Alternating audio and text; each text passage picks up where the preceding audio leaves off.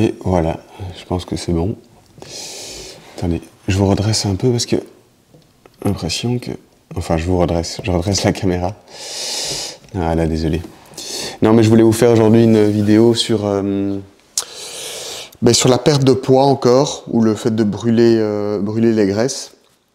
Je vais me faire mon petit thé là, comme hier. Mon petit thé vert au citron. Mais je voulais vous faire une deuxième vidéo parce qu'en fait, donc hier j'avais parlé des deux sources principales à mon sens, d'après mes dernières découvertes sur la perte de poids, qui est l'utilisation de la lumière du soleil, des rayons lumineux du soleil, et du grounding, c'est-à-dire de l'énergie magnétique du sol.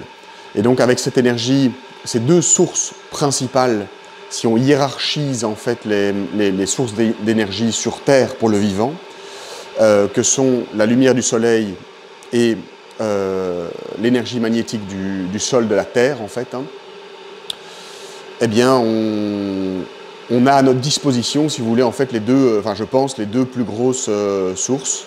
Ouais, c'est pas très français ce que je viens de dire, mais je m'embrouille un peu. Mais pour rendre notre corps le plus conducteur d'électricité possible, quoi, d'énergie électromagnétique. Et à mon sens, quelqu'un de gros, donc si je vous donne une image, même quelque chose de gros, je ne sais pas, une cheville quand elle est cassée, mais même on peut visualiser quelqu'un qui a un gros ventre, c'est quelqu'un qui est...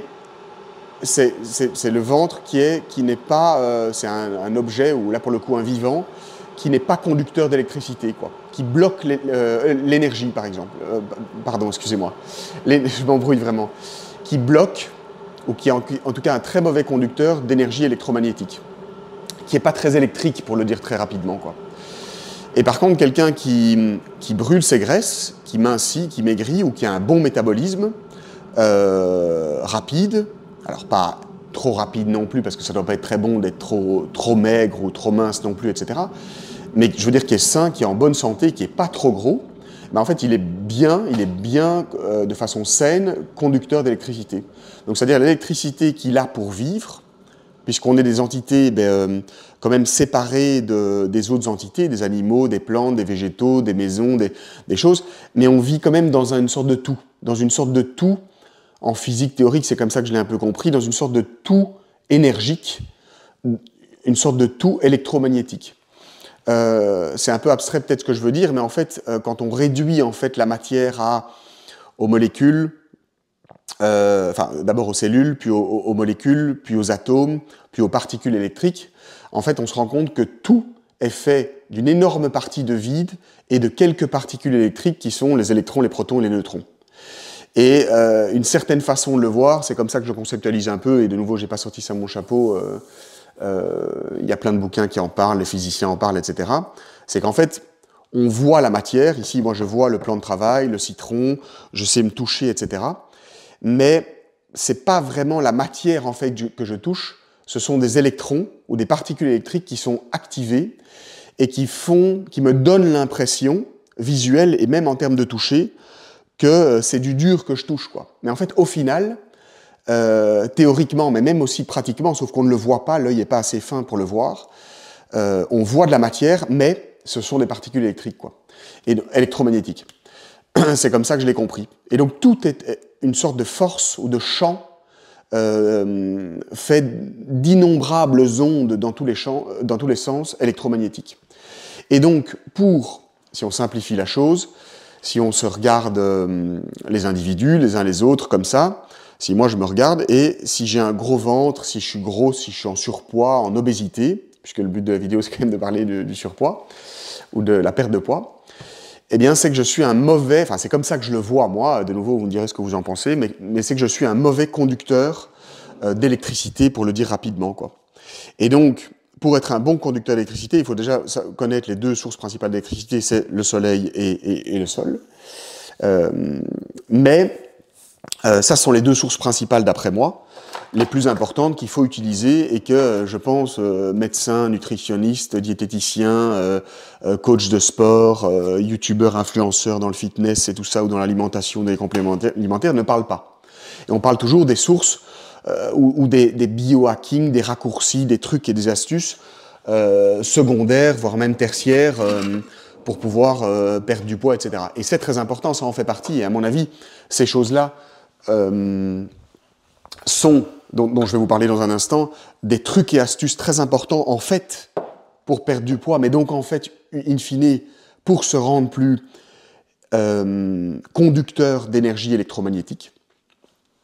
Puisque je pense que ce n'est que ça, en fait. On est fait, de nouveau, je le répète, mais c'est comme ça que je le vois. Hein. De nouveau, je me trompe peut-être, ou peut-être que dans 6 mois, je changerai d'avis, ou je découvrirai autre chose. Mais on n'est fait que de particules électriques. Et donc, un corps sain, vivant, aussi pour toute la longévité, etc., pour qui veut vivre longtemps, qui est en bonne santé, qui n'a pas de maladie, qui n'a pas de blocage énergétique, en fait. Hein. Il y a d'ailleurs plein d'autres cultures qui en parlaient depuis bien longtemps que notre culture occidentale et médecine allopathique centralisée. Ben, il faut être conducteur d'électricité, quoi. Mais après, au-delà de ces deux trucs et astuces principaux dont j'ai parlé hier, le grounding, le fait de marcher pieds nus dans le sable, dans la terre, dans l'herbe mouillée, etc., et d'exposer un maximum de sa peau au soleil, et notamment ses yeux, pour activer la mélanine et devenir le plus conducteur possible d'électricité, et donc perdre du poids si c'est notre but, mais aussi pour être en bonne santé, pour avoir pas de maladie, pour se soigner, etc. Moi, c'est ce que j'utilise. Mais après, il y a d'autres trucs et astuces qui sont secondaires, mais qui nous rendent aussi électriques, quoi, d'après moi. Et là, on peut s'attaquer à l'alimentation, on peut s'attaquer au jus de citron, aux compléments alimentaires, donc vous avez un petit échantillon là, ici derrière. Donc il y en a beaucoup, et à mon avis, beaucoup de bullshit, ou beaucoup de conneries, ou dont le but c'est un peu de vous vendre des trucs et compagnie, dont j'en suis clairement un peu le pigeon principal, ou en tout cas un des dindons de la farce, quoi, ou en tout cas, je m'y fais, ou je suis en tout cas déjà bien fait attraper. Mais il y a plein de trucs et astuces, le fait aussi de faire du sport, etc. Tout ça, en fait, les scientifiques, les médecins, etc., ou même comment on le comprend, on va dire « Ah oui, mais c'est pour rendre notre métabolisme plus actif, pour éviter les pics de glucose dans le sang, pour éviter d'avoir une alimentation trop sucrée, pour perdre du poids, etc. » Mais ça, c'est l'explication métabolique. C'est l'explication au niveau de compréhension du corps, ou du sang, ou du système nerveux, ou du cerveau, ou de la psychologie, pour ceux qui l'expliquent un peu avec le volet, ou la facette psychiatrie, etc. Mais en dessous de ça, de façon plus fondamentale, si on hiérarchise un peu les sciences, ou les points de vue, ou les paradigmes de compréhension, qui s'enchassent tous les uns sur les autres, hein, à condition qu'on les agence bien et qu'on les comprend ensemble, ben, à mon avis, la science la plus fondamentale, la règle la plus importante, on pourrait dire, c'est l'ensemble des règles de physique, newtonienne, mais aujourd'hui on a aussi la physique quantique, dont il faut prendre, qu'il faut prendre en considération, mais bon, voilà, je vais pas rentrer là-dedans.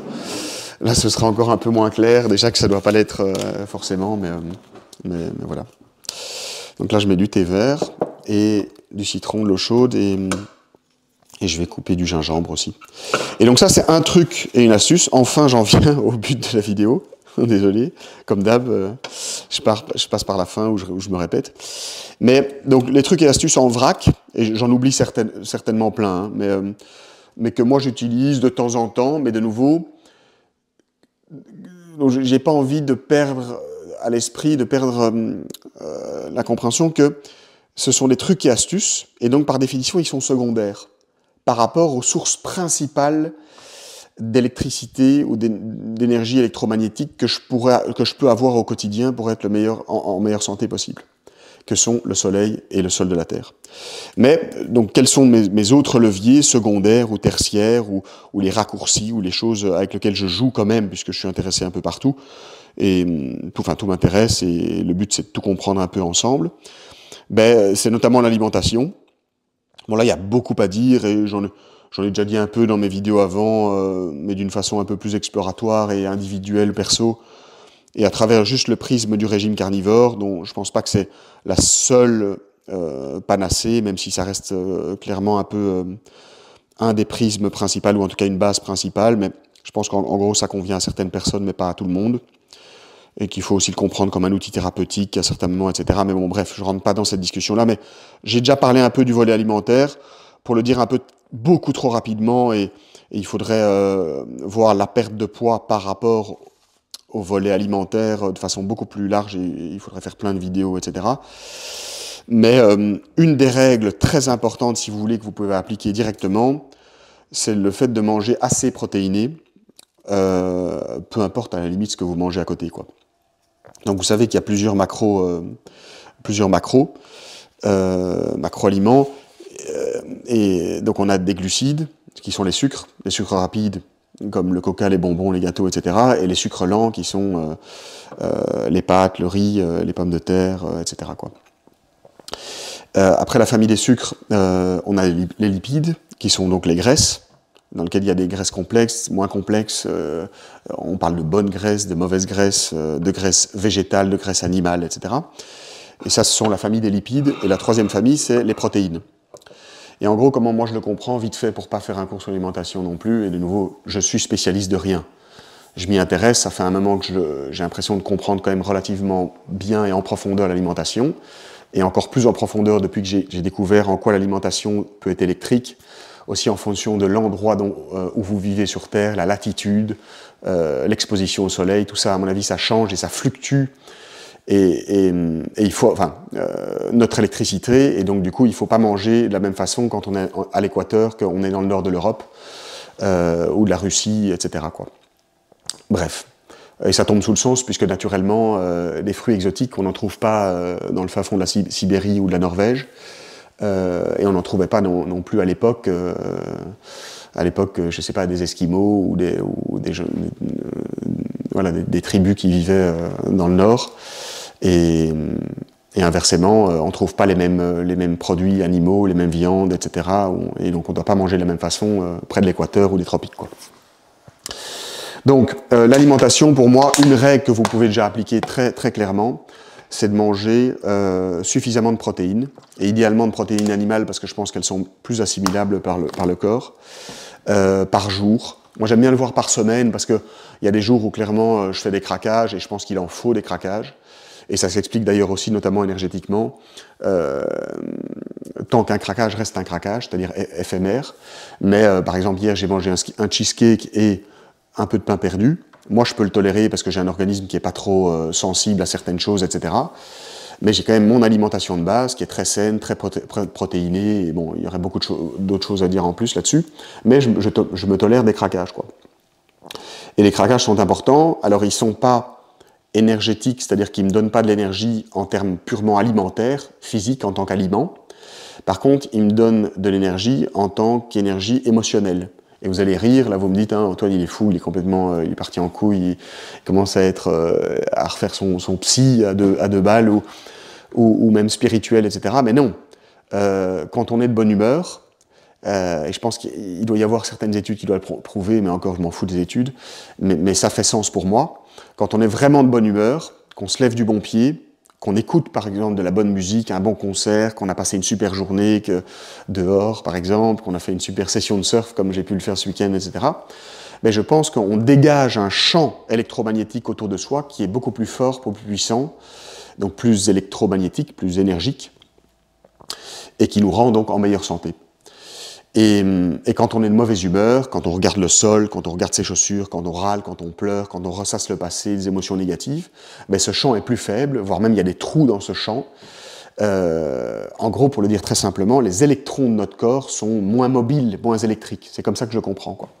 Et donc, un craquage alimentaire, ça me semble indispensable tant que c'est un craquage et qu'on garde sa ligne de mire et son alimentation de base, parce que c'est une autre façon de choper, si vous voulez, de l'énergie électrique, mais via la facette sociale ou émotionnelle, qui fait partie, puisqu'on est, de nouveau, on est un tout. On a des besoins alimentaires pour l'énergie, disons, physiologique, pour bouger, vivre, porter des choses, etc., réfléchir et tout ça. Mais on a aussi des besoins émotionnels, on a aussi des besoins sociaux, on a aussi des besoins de sommeil, on a aussi des besoins de sport, on a aussi des besoins de lumière du soleil, etc., etc. Et il faut tout prendre en compte, et à mon avis, négliger la facette plaisir ou émotionnelle de l'alimentation, ça me semble une erreur, et je pense qu'il y a beaucoup de choses, un peu sur YouTube, dans les bouquins et tout ça sur l'alimentation, qui ne se braquent que sur le volet purement physique ou sportif, etc. On voit des mecs qui, je sais pas, c'est un peu une connerie et j'ai pas envie de critiquer, donc chacun fait ce qu'il veut, mais bon voilà, ça me semble indispensable.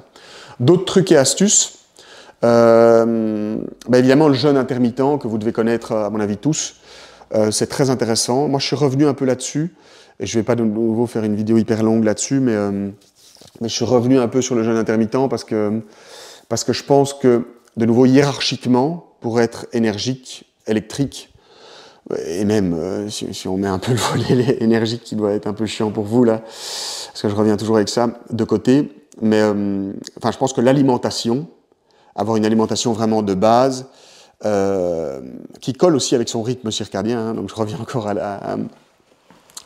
à l'énergie, à l'électricité, mais en mangeant matin, midi, soir, alors ça dépend évidemment de la latitude, de l'endroit où on vit sur Terre, de son lifestyle, de son boulot, de ses enfants, de sa fatigue, de son sommeil, etc. Mais je pense que c'est quand même un peu la base.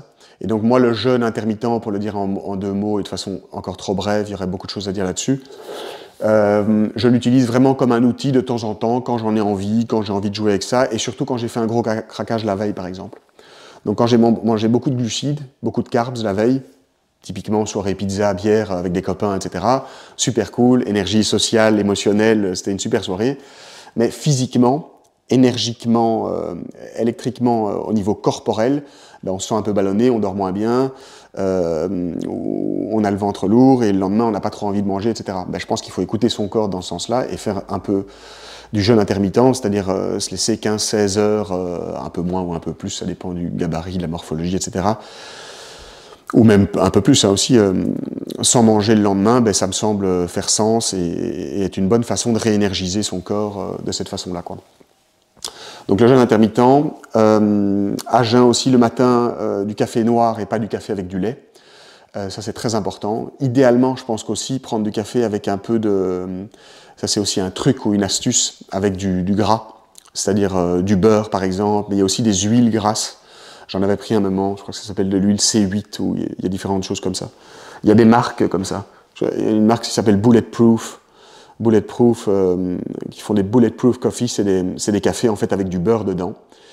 Et donc ça améliore le goût, c'est très chouette, c'est très bon, c'est très onctueux, c'est gras.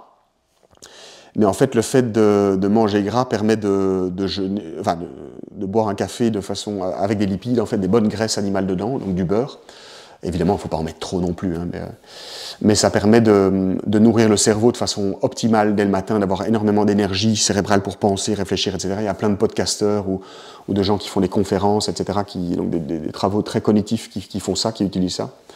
Parce qu'en fait, le cerveau se nourrit essentiellement, même s'il se nourrit de glucose aussi, mais de ketones.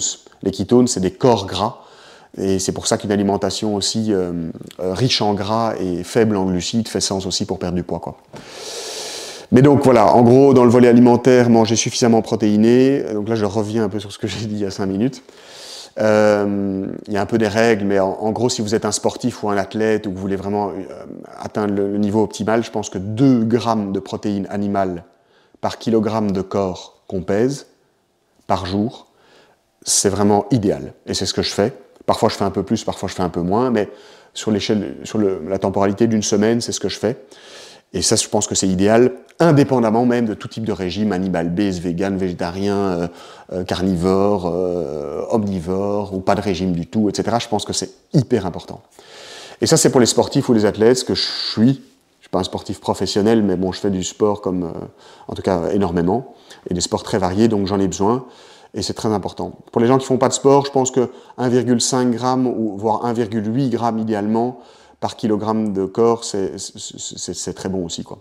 Donc, un exemple pour que je vous fasse le calcul. Moi, je pèse 75 kg, donc 75 kg pour les Français. Je suis belge d'origine, hein, donc il faut les deux.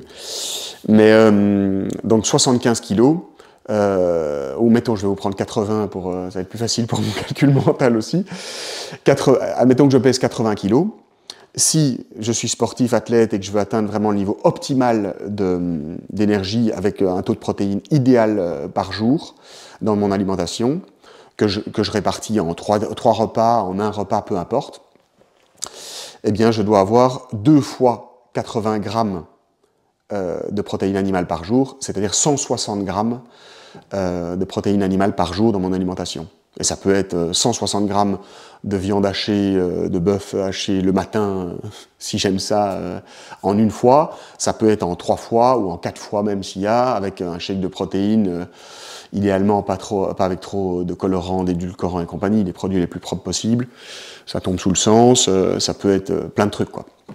Donc ça, c'est un truc et astuce. Donc le café noir, c'est indispensable, sans lait. Si je reviens au vol alimentaire, ben évidemment couper les sucres. Ça c'est une autre règle très facile à appliquer, que vous pouvez tous appliquer avant même de rentrer dans la question de n'importe quel régime que ce soit. Avoir un taux de protéines suffisamment élevé et un taux de sucre, donc de glucides, y compris de féculents. Hein. C'est ça la nuance et qui est un peu compliqué. Et j'aide pas mal de potes et de patients là comme ça, des clients en rendez-vous à ces niveaux-là et les résultats sont quasi instantanés, quoi. En quelques jours ou quelques semaines, ils perdent du poids et puis avec plein d'impacts très positifs sur leur santé, quoi. Donc de couper de façon très importante, au moins au début pour choquer un peu le métabolisme, et après on peut réintégrer certaines choses en fonction de son cap un peu à long terme, mais de couper les glucides, ça fait sens, et d'augmenter les protéines. Donc le thé vert, un jus de citron le matin. Il y en a qui parlent de vinaigre de cidre aussi dans de l'eau chaude ou dans un thé vert avec du citron, ça fait sens aussi très fort. Les électrolytes, donc manger suffisamment. En fait, surtout si on coupe les glucides et qu'on mange assez protéiné, de manger suffisamment de salé, du bon sel, et notamment à jeun le matin pour se reminéraliser, en fait, se réhydrater de la bonne façon après le sommeil. C'est très important. Et ça nous permet de jeûner parfois aussi. Donc vous voyez, tout ça est un peu entremêlé, et c'est pour ça que je passe un peu du coq à l'âne, mais tout ça s'entremêle et sont des outils qu'on peut utiliser ensemble, quoi. Je veux dire, si vous jeûnez, faites un jeûne intermittent, mais en plus que vous hydratez bien, c'est-à-dire vous buvez de l'eau, mais avec du sel rose d'Himalaya ou du sel de Vermont, là où je sais plus comment ça s'appelle, le sel américain là qu'ils utilisent tous, là un peu, qui a l'air très pur et d'un océan primitif aussi qui fait sens. Ou des électrolytes très bons. Moi, je vais en faire même là. Je suis en train de discuter avec le laboratoire là pour en fabriquer. Ben, ça fait sens et ça permet de tenir le jeûne de façon beaucoup plus simple et sans se prendre la tête et sans penser à la nourriture constamment et de s'hydrater en même temps. Donc ça participe à la perte de poids aussi. Et en fait, pour le dire de façon de nouveau un peu plus scientifique, comme je le comprends, le fait d'avoir suffisamment de fluide, donc d'eau à l'intérieur de son corps et de minéraux, de sels minéraux, magnésium, potassium, sodium, etc., ce qu'on retrouve dans le sel et dans les électrolytes, ça nous permet non seulement de jeûner, etc., d'avoir une alimentation moins sucrée, plus protéinée et d'avoir suffisamment d'énergie. Mais pourquoi ? Parce qu'en fait, l'eau est un grand conducteur d'électricité, donc nous rend plus électriques, mais l'eau seule, c'est pas suffisant, il faut de l'eau avec des minéraux. C'est pour ça que nos ancêtres buvaient de l'eau, par exemple, ils n'avaient pas d'eau en bouteille, etc. Ils buvaient de l'eau dans les rivières qui étaient très minéralisées. Et nous, maintenant, qui buvons de l'eau qui est moins minéralisée, qui est plus minéralisée, ou même quasi plus du tout, là j'ai de l'eau en bouteille, en plus en plastique, c'est pas terrible, mais qui n'est pas du tout minéralisée, ben, ça fait sens de prendre un peu de sel ou d'électrolyte en plus le matin, ou après le sport, ou avant le sport, ou même tout au long de la journée, pour se reminéraliser et rendre donc son corps plus hydraté, mais donc, in fine, plus électrique. Donc ça, c'est encore un truc et une astuce. Évidemment, le sport, bon, ça fait sens, mais je pense qu'il ne faut pas non plus oublier que, il faut le pondérer par rapport à l'alimentation. Il y a beaucoup de gens qui disent « Ah ouais, je peux manger ce que je veux, des pizzas, des pâtes, des crasses, des cochonneries, des McDonald's, tout ce qu'on veut, mais il faut que je fasse plus de sport. » Il y a beaucoup de gens, de patients que j'ai ou avec lesquels je discute, et qui me disent « Ouais, moi, en fait, c'est simple, Antoine, il faudrait que je cours 10 km, 15 km tous les jours et compagnie. » En fait, c'est une manière de compenser quand on a une mauvaise alimentation pour avoir un métabolisme plus rapide, se rendre plus électrique, etc. Ça fonctionne. Sauf qu'on est dépendant du sport et ça nous permet d'avoir une alimentation moins bonne, mais c'est un peu comme creuser d'un côté et re-remplir de l'autre côté, quoi. L'image est mauvaise, mais vous voyez un peu ce que je veux dire. Et donc l'idée, c'est, pour moi, je pense, pour se rapprocher petit à petit à son rythme et selon ses besoins et ses envies d'une santé optimale, c'est de pouvoir jouer sur les deux tableaux. Le sport, mais sans devoir en dépendre, et d'avoir une bonne alimentation, comme ça, quand on ne fait pas de sport, par exemple on voyage, moi en février j'ai pas mal voyagé et j'ai pas pu faire de sport, eh bien avec une bonne alimentation, on grossit pas, on reste électrique, on reste très énergique et en très bonne santé en fait. Et donc, on ne dépend pas d'un mécanisme ou d'un système ou d'un autre. De nouveau, moi j'aime bien voir les choses de façon globale et interdépendante pour pouvoir jouer avec plusieurs leviers, mais sans être d'avoir des logiques un peu addictives sur soit l'alimentation uniquement, soit les compléments alimentaires uniquement, soit sur le sport uniquement, etc., quoi. Donc je pense que c'est très important. Et d'ailleurs, ce qui fait sens, c'est d'avoir une alimentation qui, sans faire de sport, nous permet de rester dans le meilleur shape et la meilleure silhouette et le meilleur métabolisme et la meilleure santé possible. Et après, si on peut rajouter à ça du sport, c'est idéal, quoi. Donc ça, c'est... Il y a un truc sur l'écran. Ah non, c'est bon. Donc ça, c'est encore un autre levier. Bon, j'ai déjà beaucoup parlé aujourd'hui, hein, donc là, ça fait quoi ouais, ça fait déjà 25 minutes, je vais peut-être pas m'emballer. Plus, mais il y a encore beaucoup de trucs et astuces pour perdre du poids, et le sport, bon, c'est vraiment trop vite dit, il faudrait que je sois quand même un peu plus précis, parce que là, ça veut un peu tout et rien dire à la fois. J'aimerais bien vous parler aussi du froid, des saunas, enfin, donc du chaud pour le coup, mais aussi des bains froids, des douches froides, et comment ça peut impacter, donc accélérer le métabolisme, et donc in fine nous rendre plus électriques et nous faire perdre du poids. Il y a beaucoup de choses. Il faudrait que je sois plus précis dans l'alimentation, le sport aussi, les compléments alimentaires aussi, c'est très important. L'utilisation du gras, des glucides, ça c'est important. Ouais, il y a encore pas mal de choses, quoi. Mais déjà, les petits trucs et astuces que je vous ai partagés aujourd'hui, je pense que c'est des chouettes petits leviers, des chouettes petits raccourcis, en plus évidemment d'utiliser l'énergie du sol, donc le grounding et l'énergie de la lumière. Hein. Sortez un maximum possible en exposant vos yeux et votre peau si vous le pouvez, surtout que là c'est le printemps, donc les beaux jours arrivent. Mais en plus de ça, vous pouvez tout à fait jouer avec les petits trucs et astuces que je vous ai partagés aujourd'hui, et il y en a encore plein d'autres. Donc, mais voilà, c'est intéressant pour ceux qui veulent être leur propre petit, je sais pas, scientifique, et tester un peu tout ça. Et on le sent assez vite, quoi, même quasi instantanément. Si on jeûne, on fait un jeûne intermittent alors qu'on a une mauvaise alimentation, qu'on se sent ballonné, qu'on mange beaucoup trop sucré, etc. Ben après un jour ou deux ou trois, on sent directement les effets positifs sur le cerveau, on pense mieux, on est plus efficace, on réfléchit mieux, on a une meilleure mémoire, on dort mieux, etc., quoi. Et même chose pour les autres trucs et astuces, quoi. Donc moi ça m'intéresse, donc voilà. Si ça vous intéresse, ça peut être si ça vous intéresse, ça peut être intéressant de jouer avec ça. Bon bref, j'arrête là, j'en ai trop dit. À plus, je vous ferai une prochaine vidéo, un de ces quatre, sur la perte de poids peut-être, ou le fait de brûler ses graisses, ou peut-être encore sur d'autres sujets, on verra quelle est mon inspiration. Allez, bonne journée, ciao.